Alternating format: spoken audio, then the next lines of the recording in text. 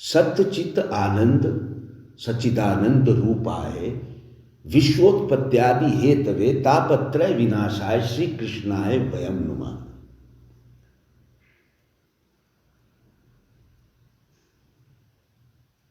बात स्पष्ट हुई अंधेरे की।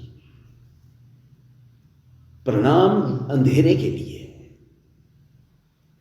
कि कुछ घटा वहां पे घटा, वो बात स्पष्ट है, उसका किंतु परंतु नहीं है।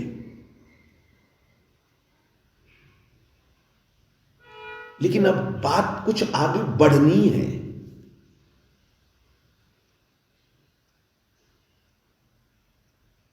बात इस धरा पर, इस पृथ्वी पर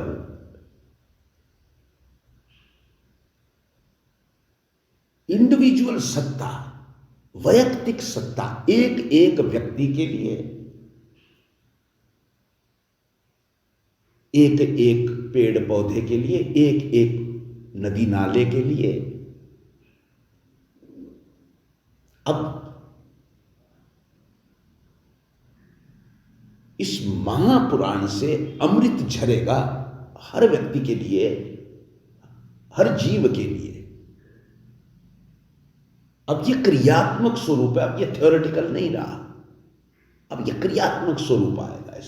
इसमें कोई पात्र चरित्र नहीं होंगे, ये कथा नहीं है, ये तात्विक है, ये तत्वों की चर्चा करेगी। जमाना था एक, जिस जमाने में आम जनमानस का बुद्धि विकास इतना नहीं था कि वो तत्व की बात को समझ सके। इसलिए पात्र का चरित्र, पात्र का चित्रण जरूरी था। उस माध्यम से कथा, कथानक, ये सब चीजें आती है ताकि लोक रंजन भी बना रहे और समझ में भी आ जाए, जिसको समझना है वो समझ सके। लेकिन नहीं, बात बनती हुई दिख नहीं रहती, वहां नहीं दिखती, क्योंकि क्रियात्मक नहीं है कुछ। सुनने को बहुत कुछ है, उपदेशात्मक है, लेकिन करने को कुछ नहीं। यहां तात्विक है, यहां करने का ही होगा सब कुछ। अब सावधान होने की जरूरत है सबको। अब यहां करने का है, यहां किया जाएगा। यहां एक एक चीज एक एक इंडिविजुअल सत्ता के लिए होगी, एक एक व्यक्ति के लिए होगी। आगे की व्याख्या, श्लोक यही है, अमृत इसी में से झरेगा।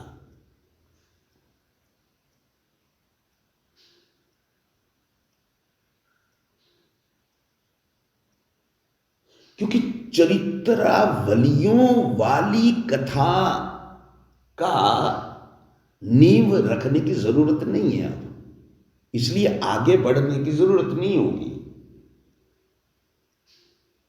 कोई दूसरा श्लोक इसमें एंटर नहीं करेगा, प्रवेश नहीं कर पाएगा। इसमें सिर्फ एक ही श्लोक, सच्चिदानंद रूपाय विश्वोत्पत्त्यादि हेतवे तापत्रय विनाशाय श्री कृष्णाय वयम नुमः। इसी में से क्रियात्मक स्वरूप का मंथन होगा, अमृत निकलेगा, और वो उपयोगी, हर जीव के लिए उपयोगी होगा। परमात्म तत्व के साथ एकाकार होने के लिए वो रास्ते सब इसमें से दिखाई देंगे। सत्य पहला स्वरूप है इस पूरे महामंत्र का, सत्य।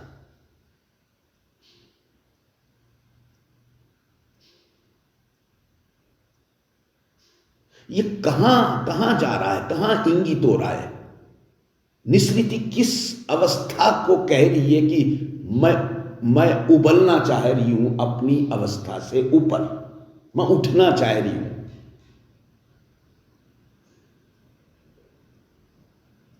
ये कौन सी शक्ति है? सत्य।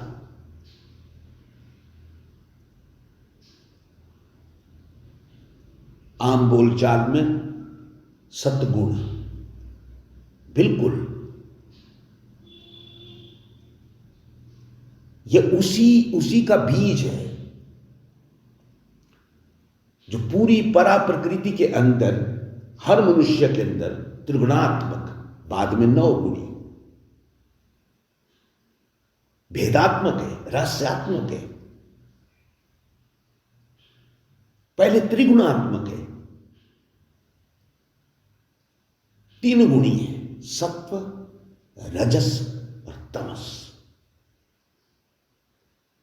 इन तीनों की महत्ता है, एक भी रह जाए तो बात अधूरी हो जाएगी, बन नहीं पाएगा, कुछ अधूरा रह जाएगा।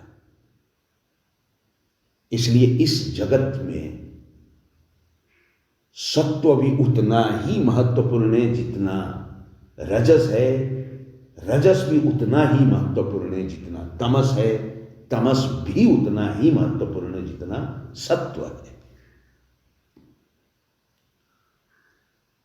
और यही से स्वभावानुगत बात होगी, क्योंकि जो गुण धर्म है, जो सात्विक, राजसिक, तामसिक, ये ही स्वभाव का निर्माण करते हैं।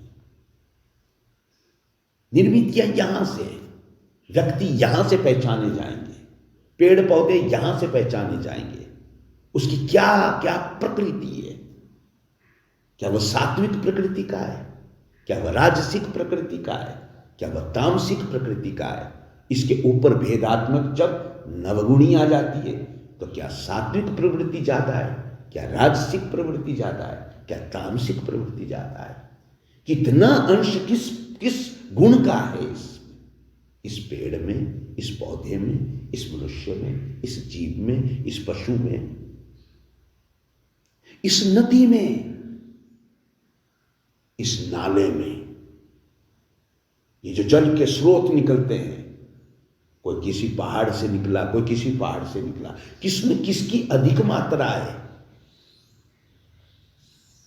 यही आपको धातुओं पे ले जाएगी। कौन चूने का पत्थर है, कौन सीमेंट का पत्थर है, कहां एल्युमिनियम है, कहां तांबा है, कहां सोने के पहाड़ है, कहां चांदी है, कहां लोहा है, कहां अब्रक है, कहां औषधियां है।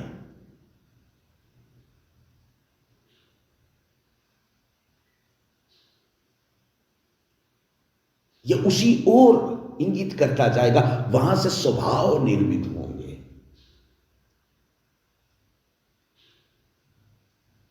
अरावली के पर्वतों का अपना एक स्वभाव होगा, हिमालय के पर्वतों का अपना एक स्वभाव होगा, पूर्व के पर्वतों का अपना एक स्वभाव होगा, उत्तर के पर्वतों का अपना एक स्वभाव होगा, उत्तर की नदियों का अपना एक स्वभाव होगा जो समुद्र की ओर जा रही हैं, और जो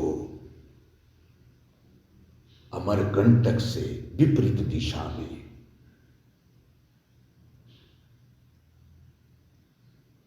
पूरब से पश्चिम की ओर जा रही नदी मां नर्मदा, इसका अलग महत्व होगा, अलग गुणी होगी, अलग अस्तित्व होगा। यहां आएगी इंडिविजुअल सत्ता, एक एक नदी का, एक एक नाले का, एक एक व्यक्ति का, एक एक जगह के, हर एक जगह के में उत्पन्न, चाहे पेड़ पौधे हों, चाहे मनुष्य हों, उनका स्वभाव की वो चर्चा यहां से शुरू होगी। वो यहां से अमृत ले पाएगा, अपने हितावह बात कर पाएगा कि मुझे कौन सा रास्ता अपनाना है। सबके अपने अपने रास्ते होंगे गुण धर्म के अनुसार।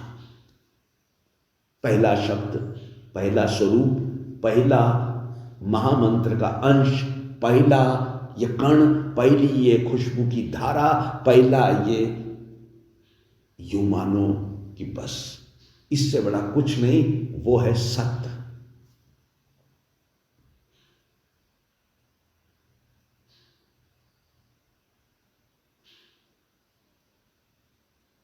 यहां त्रिगुणात्मक वेद मोटा माटी शुरू में समझने के लिए कि क्या मैं सत्वगुणी हूं, क्या मैं राजसिक हूं, क्या मैं तामसिक हूं, हमें सबसे पहले इस पे ध्यान देना है। अब आई क्रियात्मक विषय। ये भागवत अमृतम ये आपके व्यक्तित्व के विकास के लिए, ये आपके व्यक्तित्व को इलिजिबल बनाने के लिए कि आप साधनात्मक होकर उस आपकी जो होने की आत्यंतिक संभावनाएं उनकी तरफ बढ़ सकें, अपने आप स्वतः ही मिल जाओगे जिससे आप सदा सदा से मिले हुए ही हो। यहां विपरीत है, यहां उद्देश्य विपरीत है, यहां किसी की खोज नहीं करनी है, यहां सिर्फ अपने आप को उत्तम बनाना है, ऊर्ध्वगामी करना है, स्वभाव को उन्नत करना है, सब चीजें अपने आप दिखनी शुरू हो जाएगी। यहां वो क्रियात्मक स्वरूप है। पर जानना क्या है? सबसे पहला काम, सबसे पहला सूत्र इस भागवत अमृतम का कि क्या मैं सात्विक हूं, क्या मैं राजसिक हूं, क्या मैं तामसिक हूं। मोटा माटी मालूम पड़ जाएगी कौन सा गुण लीड कर रहा होगा मुझे, मेरे स्वभाव को। मैं हूं कौन, खुद को जानो, इंडिविजुअल, वैयक्तिक, अपनी सत्ता को पहचानो। सबसे पहला सूत्र है ये।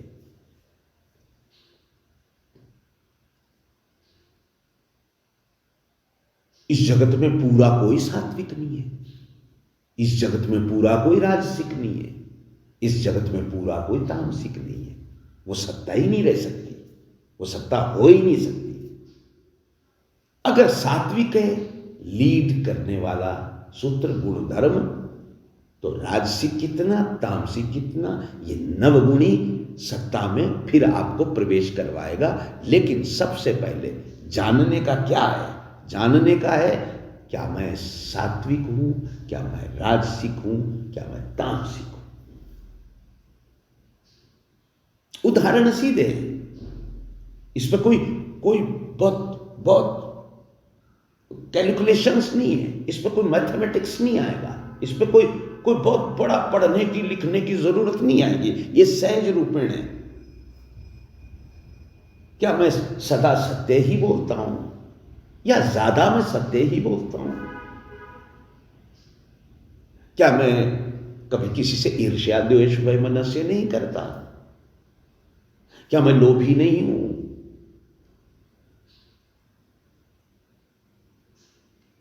अगर मैं लोभी नहीं हूं, माया मोह से मेरा कोई नाता नहीं है, जितना मिल जाए उसमें संतुष्टियां हैं, सात्विक मेरी प्रवृत्ति है, और मैं चाहता हूं जो कोई भी मेरे नजदीक हो वो अच्छे हों, अपने जीवन को अच्छा करते रहें, कभी किसी के साथ लड़ाई ना करें, झगड़ा ना करें। ये इंगित कर रहा है कि आप सात्विक गुणी हो। आप सात्विक भोजन करते हो, कम भोजन करते हो, उतना करते हो जितना आपके शरीर के लिए जरूरी है, कम सोते हो, ज्यादा जागते हो, जागृत अवस्था में रहते हो, सदैव जागृत अवस्था में रहते हो। एक आनंद की सी स्थितियां आपके आवामंडल में है, मालूम पड़ जाएगा आप सात्विक प्रवृत्ति के व्यक्ति हो, लीड कर रहे हो सात्विक। रजस तो आप में भी होगा, तमस भी होगा, सब कुछ होगा, लेकिन सात्विकता ज्यादा है। ऐसे ही अब आते हैं राजसिक पे। क्या मेरे को शौक है महंगी महंगी गाड़ियां खरीदने का? क्या मेरे को शौक है इस जगत में परम सत्ता, मैं मटीरियलिस्टिक बनना चाहता हूँ, मेरे पास सब कुछ हो, मेरा अच्छा मकान हो, मेरे पास सब कुछ हो, मेरे को लोग फॉलो करें, मेरे पीछे चलें, मैं वो किसी भी क्षेत्र विषय अनुगत है बात। कौन सा विषय है आपका?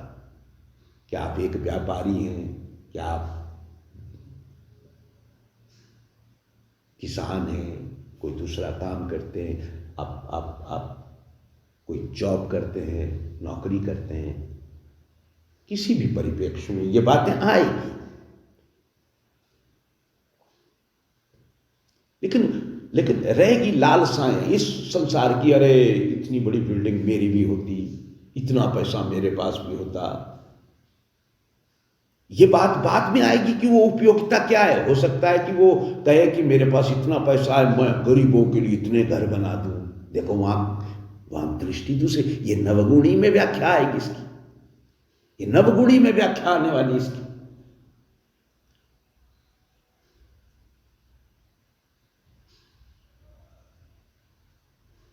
पर प्रथम दृष्टया क्या राजसिक गुण लीड कर रहा आपके व्यक्तित्व को? क्या बाजार में नए से नया फोन लॉन्च हुआ और वो सबसे पहले आपकी खरीदने की लालसा हुई, गाड़ी लॉन्च हुई आपकी खरीदने की लालसा हुई, देश विदेश भ्रमण करने की मतलब ये राजसिक गुण है। तो क्या ये लीड कर रहा है आपको? अगर ऐसा सा स्वभाव है आपका तो आप राजसिक हो। अब आते तामसिक पर। तामसिक की अवस्थाएं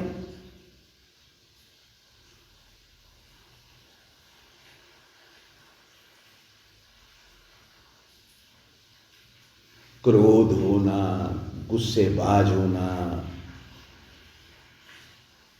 किसी को कुछ समझना नहीं,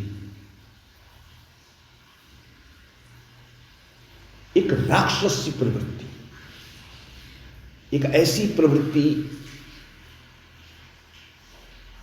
कि जहां दूसरे को कुचलने की बात हो।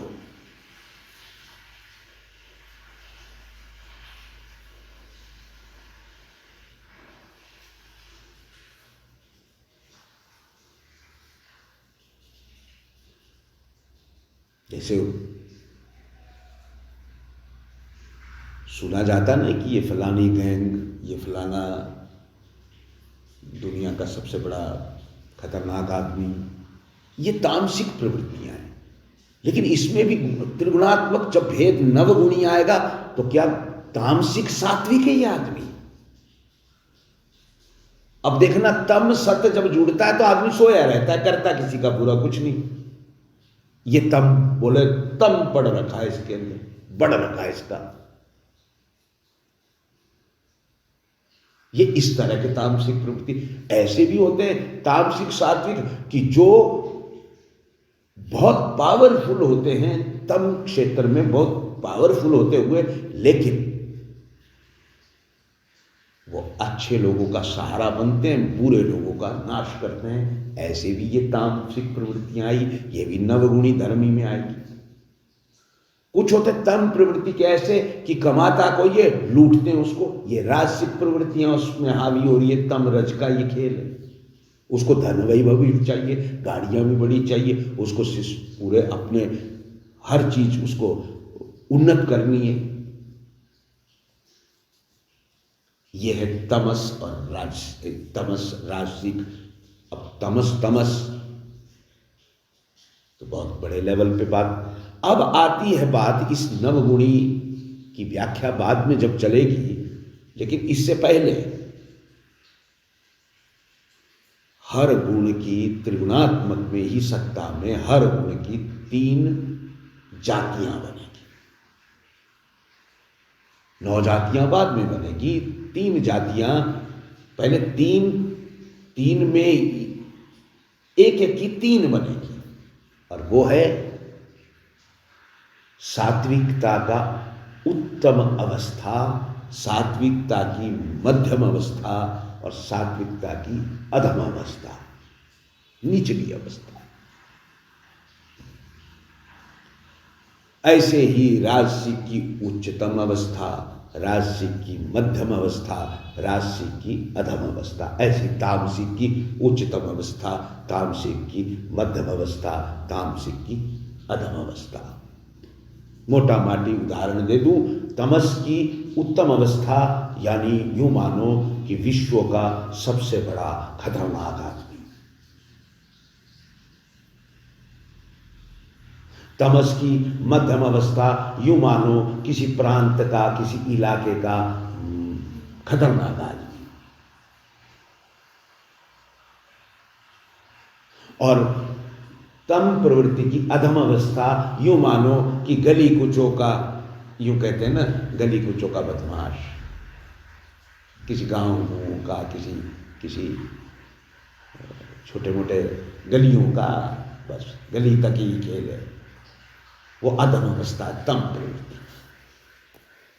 ऐसी राजसिक, वैसी उदाहरण छोटा मोटा कि भाई बहुत बड़ा व्यापारी, दुनिया का सर्वश्रेष्ठ व्यापारी, दुनिया का सर्वश्रेष्ठ बिजनेसमैन, वो टॉप लेवल का राजसिक, उत्तम अवस्था। मध्यम अवस्था कि किसी प्रांत का, किसी छोटे मोटे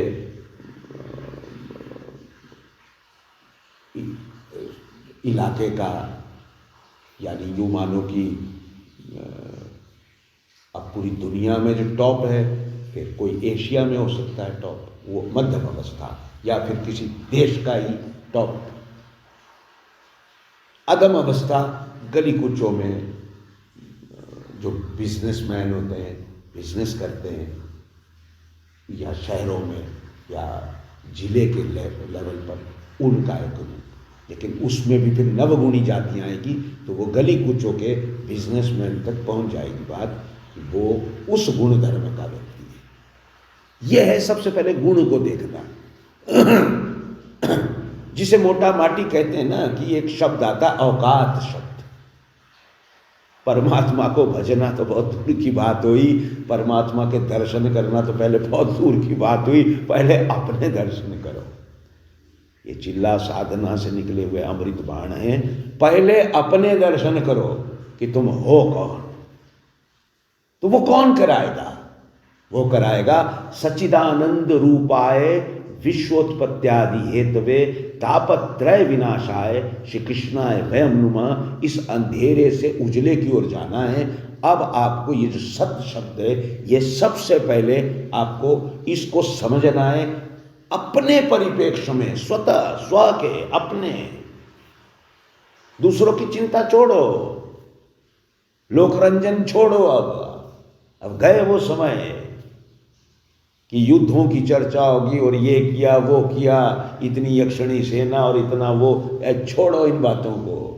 रंजकताओं में रहोगे कि परमात्मा तत्वों को भी पाओगे, असली तत्वों को भी छुओगे। जीवन में अनमोल जीवन मिला, असली तत्वों को भी छुओगे कि नहीं छुओगे?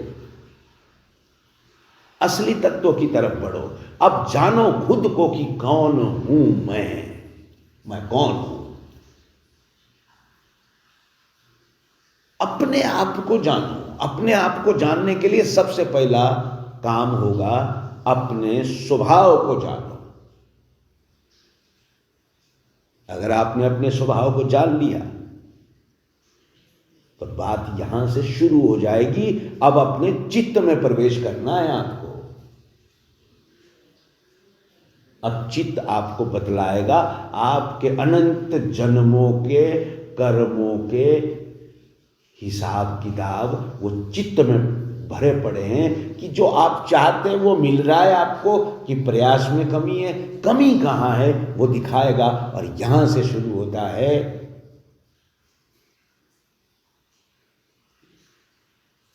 असली दृष्टिपात, जो जरूरी है मनुष्य के लिए, हर जीव के लिए।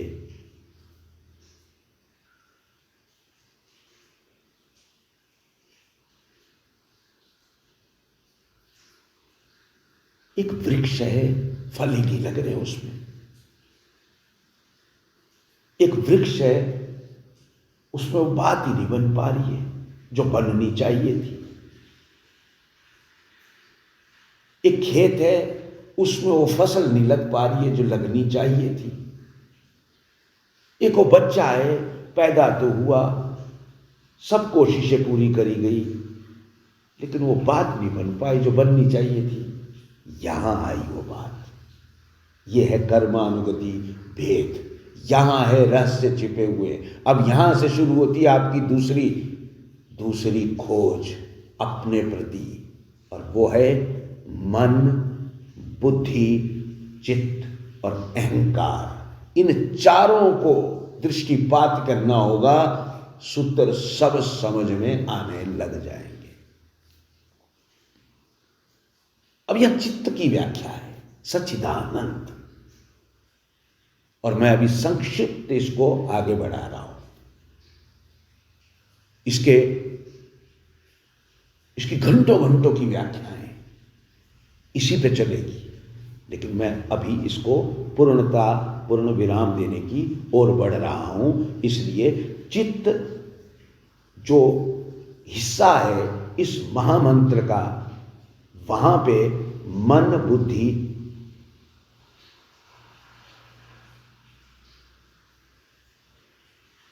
चित्त और अहंकार, और फिर मुमुक्षा और प्रज्ञा, ये दो आपको ले जाएंगे आपकी आत्मा, आपकी नाभि चक्र पर, जहां रा शब्द, ह शब्द, इनकी उत्पत्तियां होगी, सप्त चक्र सिद्धांत पैदा होंगे। भजो रे मन राम, सब दुख दूर करो, रा को सूर्य जान कर, मकार नाभि में बसा, ये है सबका राम, भजो रे मन राम। यहां से अब शुरू होता है अगला सूत्रावलियां जो प्रवेश कराएगी आपको आनंद में, सच्चित आनंद, सच्चिदानंद। और यहां इसकी व्याख्या, आनंद की जो व्याख्या है, वो आपको कंप्लीट पूरे स्वरूप, आपका पूरा स्वरूप बनवा देगी कि आप अब जिस भी स्वभाव के हो उसी स्वभाव में अब आपको लगना है, और विश्वोत्पत्त्यादि हेतवे, अब आपको भी सृजन करना है, आपको भी कुछ करना है विश्व की उत्पत्ति हेतु। अब आप कंप्लीट एक प्रोडक्ट बन चुके हो, अब आप जान चुके हो कि आप किस चीज के लिए पैदा हुए। अब बस आपको करना है आगे का। तो ये बिल्कुल शॉर्ट में, बिल्कुल यूं मानो कि अभी इनके पीछे छिपा है राज घंटों घंटों की, बहुत सुंदर सुंदर वक्तव्य, एक एक चीज से आनंद, चित्त, सत्य की एक मूल एक बड़े रूप में व्याख्या हो गई, लेकिन चित्त आनंद। अब इस स्वरूप के बाद विश्वोत्पत्त्यादि हेतवे और विश्वोत्पत्त्यादि हेतवे, आपका सृजन इस जगत में क्यों है उसका मालूमात पड़ेगी। क्रियात्मक है ये सब, ये कोई थ्योरेटिकल नहीं है, कोई लेक्चरबाजी नहीं है, ये सिर्फ क्रियात्मक है।